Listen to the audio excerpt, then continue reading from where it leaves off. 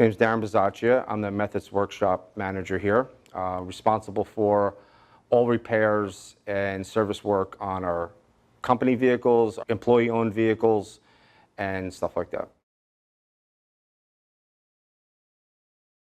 For Volvo itself, it's very family-oriented. Our company here is not just a company.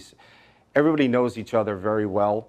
Our backgrounds, our families. It's a very close company. It's very personal working here.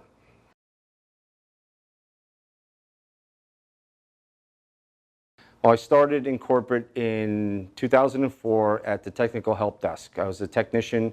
I came in from the field, from the dealerships, master Volvo tech, responsible for when a technician couldn't repair a vehicle, they would call the help desk and they would ask us for help in guiding them down the right repair. Then I went into PFU engineering for 7 years, and I was responsible for quality control on body and trim. And then I did a project called Volvo Personal Service for 3 years. And then I came back, I was out for a little bit, and then I came back for the management of the shop.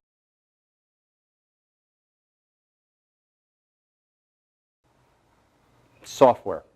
That's pretty much our biggest issue. Is everything is gearing towards software repair. So cars coming in, believe it or not, even for suspension noises, we're doing software.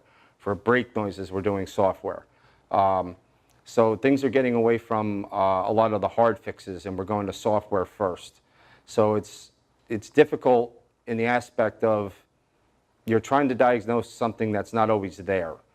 Like, it's not there all the time, it's not happening at the moment, it's very difficult to duplicate the issue. Second to that is the serviceability of the vehicles is getting extended far out. Our oil changes are at 10,000 miles, we're pushing to 15 soon. The serviceable parts in the car are limited, and they're extremely complicated vehicles. The technology in these cars is way surpassed on a lot of other vehicles that are out there.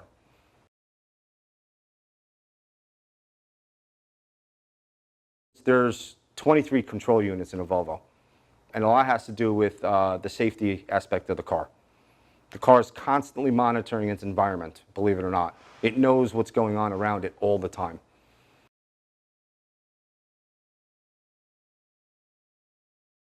It can identify individual persons, animals, objects, vehicles, road signs, crosswalks.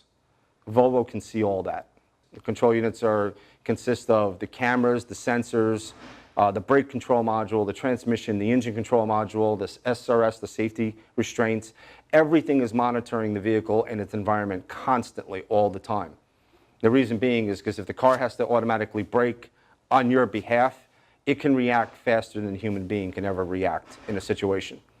So even though you think you might have to slam the brakes on to avoid an accident, the car's doing it before you did it. It's just a couple of milliseconds before you can react. You just don't know it. But the car's already doing it. Yeah, it's hurt us in one aspect that we sell a whole lot less sheet metal for our cars. Our sheet metal sales are actually down like 35%. They're not getting hit. Cars are avoiding the accidents.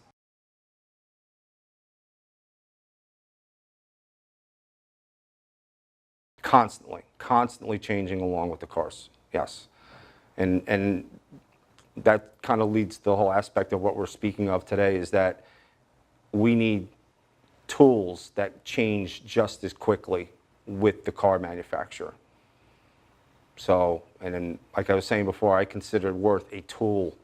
It's just part of our toolbox. It's part of our arsenal to address these issues in these cars. That's what makes it so, for me, that's what makes it so easy to choose. It's just, they're very progressive.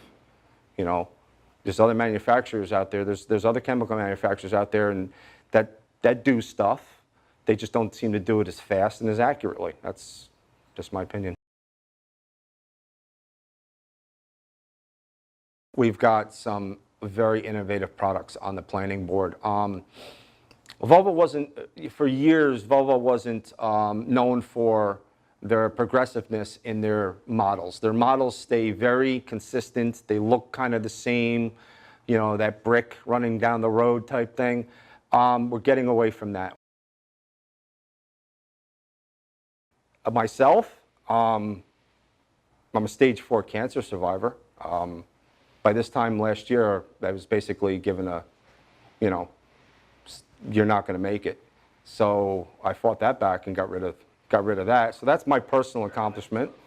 The other accomplishment is when I took over the shop, I was able to identify the strengths and weaknesses of my guys and grow upon the strengths, build up the weaknesses, and it made a better team, a better environment for working on the cars.